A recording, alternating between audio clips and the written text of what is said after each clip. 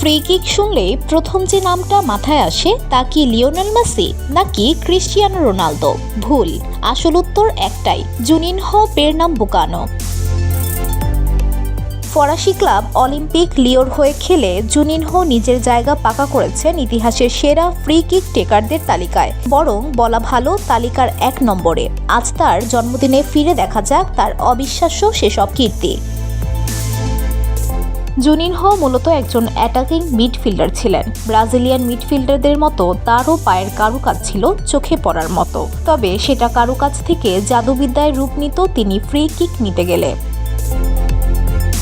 লিওর হয়ে করা তার 100 গোলের মধ্যে 44টি এসেছিল সরাসরি ফ্রি কিক থেকে। শুধু লিও নয়, বিভিন্ন ক্লাবে খেলে মোট 77টি ফ্রি কিক গোল করেছেন তিনি। এটা কতটা অসাধারণ সেটা বোঝার জন্য একটু তুলনা করা যাক। শেষ 10 বছরে এত ফ্রি কিক গোল করা লিওনেল মেসির সর্বমোট ফ্রি কিক গোল এখন 66টি, আর রোনালদো তো একটা সময় ফ্রি কিক বিশেষজ্ঞই বনে গিয়েছিলেন। তার ফ্রি কিকও জুনিনহোর তুলনায় নেহায়েত কম, 64টি। ভাবুন একবার, মেসি রোনালদো আজও সেই রেকর্ডের ধারের কাছেও যেতে পারেননি। এমনকি ফ্রি কিকের জাদুকর বলে পরিচিত বেকহ্যাম, রোনালদিনহো বা কিংবদন্তি পেলেও পারেননি। জুনিনহোর ফ্রি কিক শুধু সংখ্যা নিয়ে বিচার করলে ভুল হবে।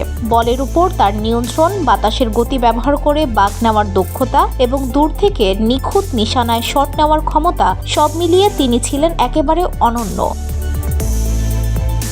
আধুনিক ফুটবলে নাকল বল ফ্রি কিকের জনকও বলা হয় তাকে। তবে জুনিনহো শুধু ফ্রি কিক স্পেশালিস্টই ছিলেন না, বরং অসাধারণ প্লে মেকারও ছিলেন। 466টি ম্যাচ খেলে 102টি অ্যাসিস্টও করেছিলেন তিনি। মোট 220টি গোল বা অ্যাসিস্টে তার সরাসরি অবদান ছিল। তবুও আজ যখন কেউ নিখুঁত ফ্রি কিকের কথা বলে, জুনিনহোর নাম প্রথম সারিতেই আসে। মেসি রোনালদোরা এত ধারাবাহিক থাকার পরও তাকে ছুঁতে পারেননি। ফ্রি কিক রেকর্ডটাকে এতটাই উঁচুতে নিয়ে বেঁধেছেন তিনি। VOD Bangla news desk.